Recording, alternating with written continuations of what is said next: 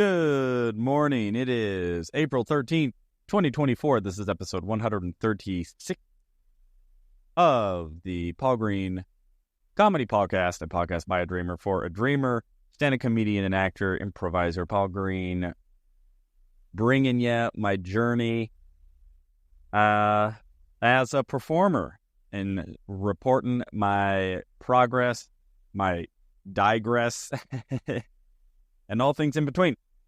Yesterday was a pretty full day for me. I am actually floored exhausted. I didn't get much sleep last night anyway, and ended up waking up way earlier than I wanted. I woke up at like 5:30 or 6 a.m. in kind of an anxious sort of weird thing. And even though I was still really tired and I didn't get a lot of sleep, I couldn't fall back asleep.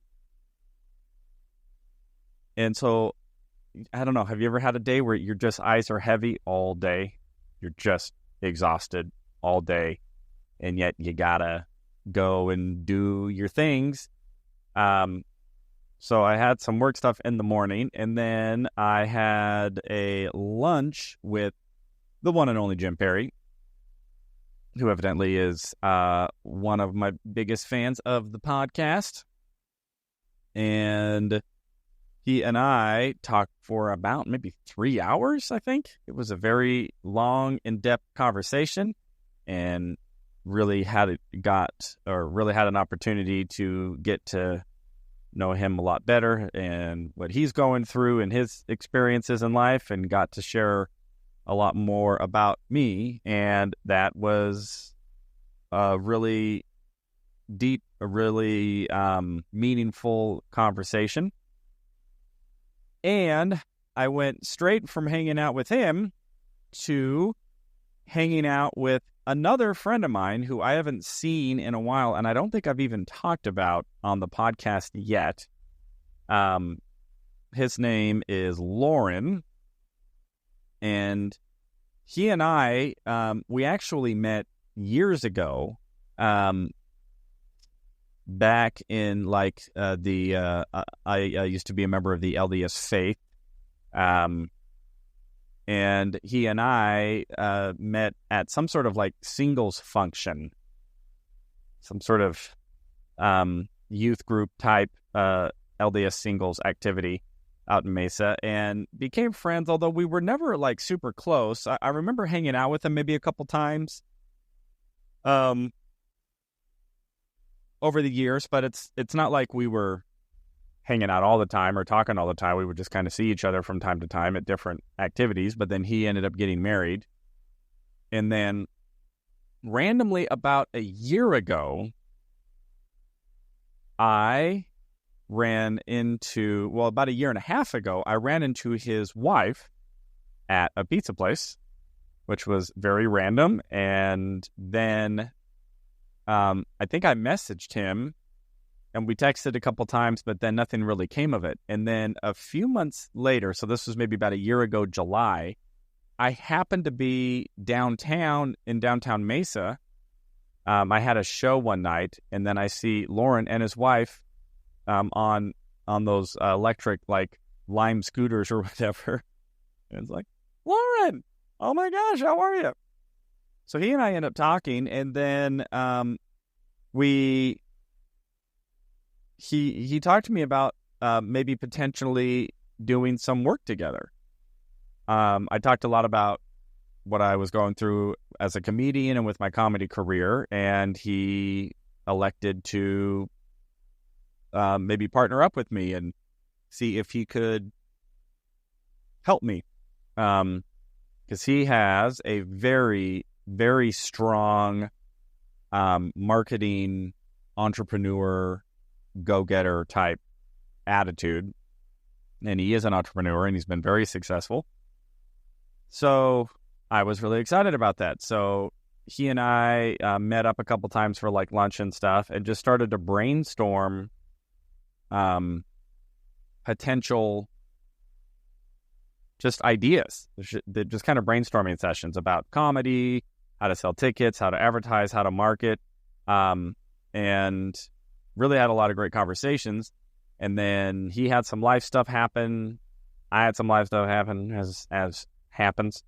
And so we had kind of stayed in touch over the last 5 or 6 months, but I hadn't seen him, and I had just been thinking about him. So I actually texted him yesterday to see how he's doing and to see if that life thing was doing better.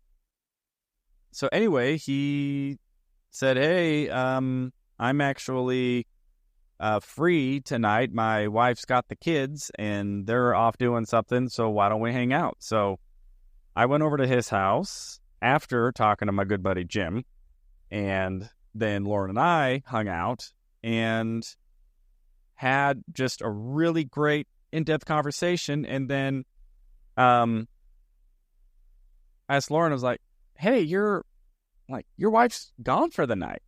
Like, let's go do something. What do you want to do? Guys' night out.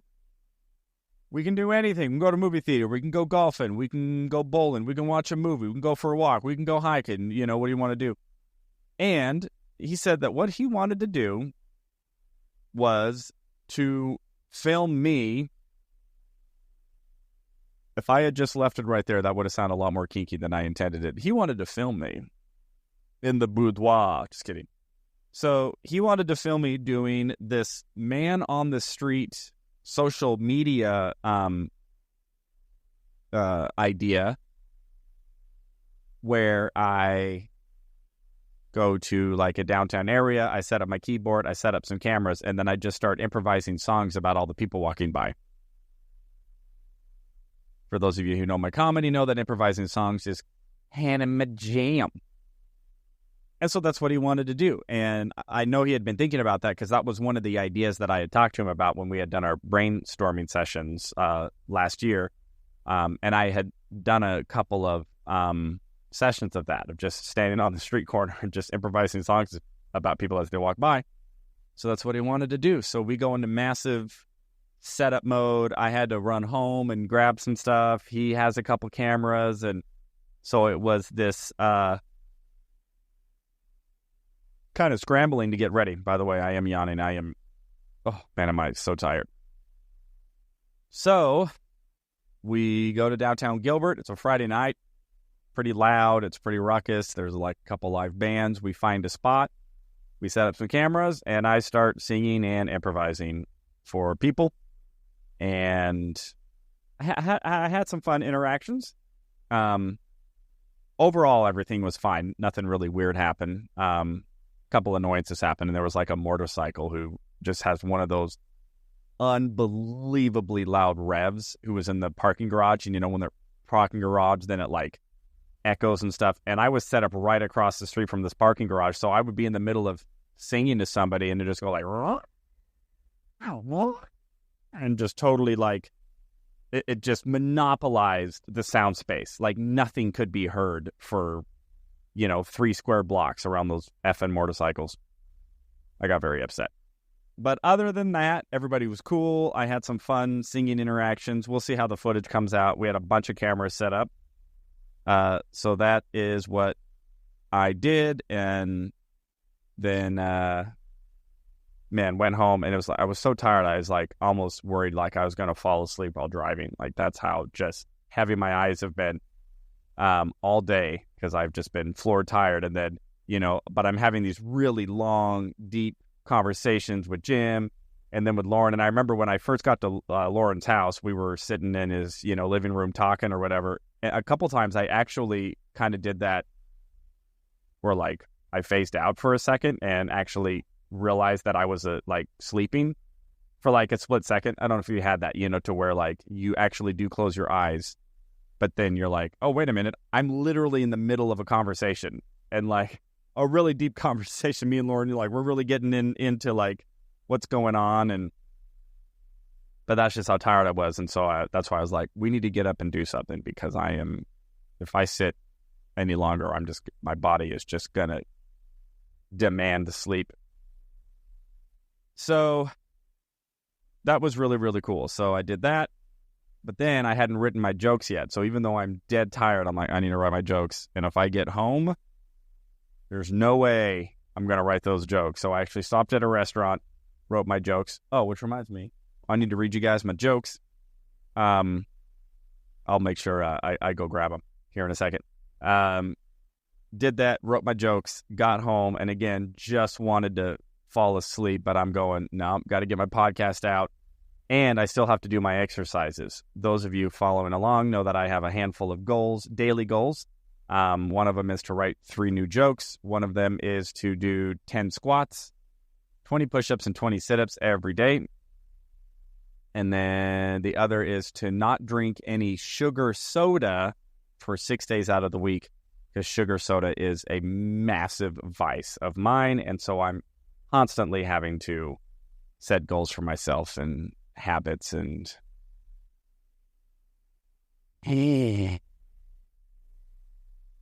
All right, I'm going to read my jokes, and then I'm going to talk about just the thoughts that I had about meeting with 2 guy friends back-to-back yesterday. All right, we are back with 3 jokes. By the way, I'm cheating a little bit today. 2 of these jokes I had started to write previously, maybe a couple months ago, but I didn't really flesh them out. And they're still not really that fleshed out, but I resurrected them and put them in because I was just way too effing tired to try to come up with something from scratch. So here's joke number 1. So I read that the key to happiness is learning to be content and happy with everything that you have.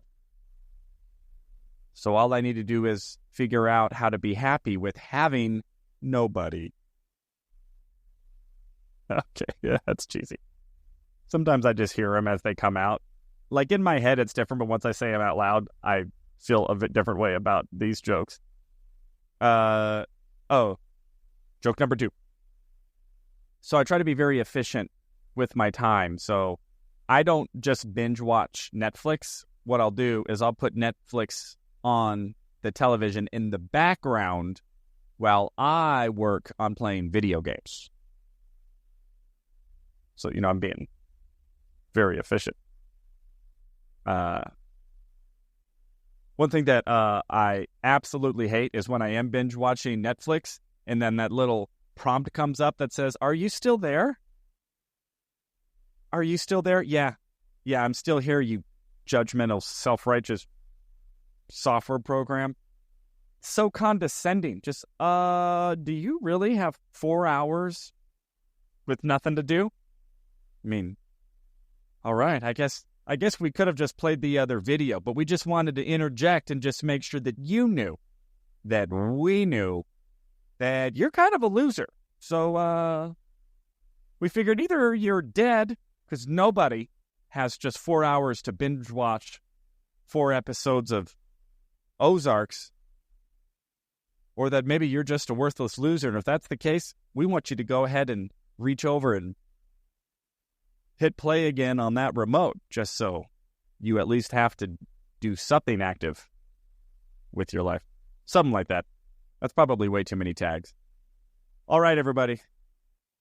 Those are my 3 jokes. So, what was so cool about yesterday that I want to talk about, and this is pretty vulnerable. This might be a little mushy. I'm not going to get emotional, but it is something that I think is not really talked about. But it's something that I've become very aware of over the last years, and that is how, first of all, how important it is, I'm realizing, to have guy friends. Now, I don't want this to be a whole gender thing. Guys are this way, women are this way, whatever. But I think historically, men have a tendency to maybe feel isolated a lot, or if they do have guy friends, maybe they aren't super close. Maybe it's more kind of a superficial, like, workout, gym, butt slap, but we don't share emotions. And I've done a lot of therapy, a lot of healing work over the last, well, pretty much my whole life, but a lot more focused over the last 4 or 5 years. And throughout that process, I started to meet men who were healers or therapists and started to get into my psyche about that, and started to read some other books about that very thing of just how rare it is, or that it's not really always socially acceptable or expected that men would hold like really close, emotionally vulnerable friendship. Again, it seems like they're usually like guy friends are usually centered around, like a sport. Like, yeah, we play football together. We, whatever. I'm not saying that that's all that they are, but both of my conversations with my 2 guy friends yesterday were incredibly vulnerable, very real, very authentic, talking about real shit, real problems, like what's really actually going on, what we're actually thinking about, and what we actually feel, and our actual insecurities, and our head trash, and our narratives, and our belief systems, and our insecurities, and our hopes and dreams, and our worries that, things aren't going to turn out, or, that we're failing, or that we're not good enough, and all of this stuff. And I'm hearing this from 2 men who I have so much respect and admiration for. Like, both of these men are in strong, long-term marriages. They have kids. They have a house. They have protected their families, provided for their families, worked their arses off to be successful in their career endeavors so that they could provide for their families. And I look at them as like men that I really admire and have tremendous respect for, because I look at my life and I go like, man, I'm not doing any of that. I'm just kind of hanging out Mr. Carefree Bachelor life and, trying to make it as a comedian, kind of, it's all about me. And yet I don't want to talk specifically because that wouldn't be fair to them, but we just had very open, honest, vulnerable, authentic discussions about what we're thinking and feeling in life, and all of the good and all of the bad. And then, I got to unload my thoughts and my discouragements and my fears and my hopes and my dreams and everything that I'm thinking of or whatever. And I just thought, like, how fortunate I am I to have like 2 guy friends, and I have a couple more who that's also the case with, that can hold space for me, and I can hold space for them. One of my buddies yesterday kind of kept saying, after he would maybe share something a little bit more intense, or maybe a little bit more something that he may perceive, maybe he perceived as weird or whatever, and he would kind of be like, is this cool? Is this weirding you out? And I was just like, no, it's not at all. It's not weirding me out. I can just totally be here and hold space for another man who's living his life and trying to figure it out, and is just wanting to connect and just wanting to be heard and understood. Because I think a lot of time that's all we really want. It's just somebody just to kind of shut up and just listen. Don't need a bunch of advice. We don't need you interjecting, all of that. And anyways, it was a very, very cool, very emotionally freeing day, just to have these 2 dudes in my life who are cool and want to hang out with me. And when we hang out, we can just be totally real and really talk about what's as real stuff that we are dealing with that we can talk about. And both of them are incredibly supportive of my career. I talked, to Jim about potentially doing the show, like doing shows at his place or doing open mics or doing an improv at his venue. And then Lauren wants to produce a show with me and wants to support me in my career. And he's, when I said, what do you want to do? He's like, I want to come film, let's go to downtown Gilroy and let's film you for social media. So like his hangout was actually supporting me in my career as a comedian and helping me get content for social media. And then he talked about wanting to produce a show together. And as a matter of fact, Jim, I think maybe you, me, and Lauren should talk about producing a monthly show on Sunday nights at JP's Comedy Club. Because Lauren has some incredible ideas. I have some ideas. And you have a venue. That made it sound like you don't have ideas, though, didn't it? It's like, I've got the ideas. Lauren's got the ideas. You got the venue. Isn't it funny, everybody, listen to this, that I know Jim is watching because he's made it clear that he watches every day. So I can just talk to him while I'm also talking to the internet. So anyway, a very long but incredible day to have spent so many hours with just good dude friends.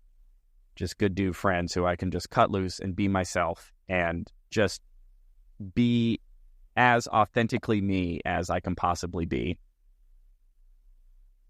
And I've been talking a lot about finding happiness and contentment. And I will say that I do not think that there is any amount of money, any possession, any worldly accolade, any number of fans, any number of Facebook likes or YouTube followers that could provide more happiness or more contentment or more joy than what I experienced yesterday, just being able to hang out with a couple of dudes who are just my guy friends and just want to hang out, and just want to talk, and just want to be real.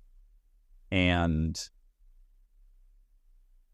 there would be no level of success that would be worth losing those types of relationships or those types of connections. So I don't know the secret to happiness. I don't know the panacea. I don't know much about anything, but I do know that I love Jenny. Okay. Anyway. All right, everybody.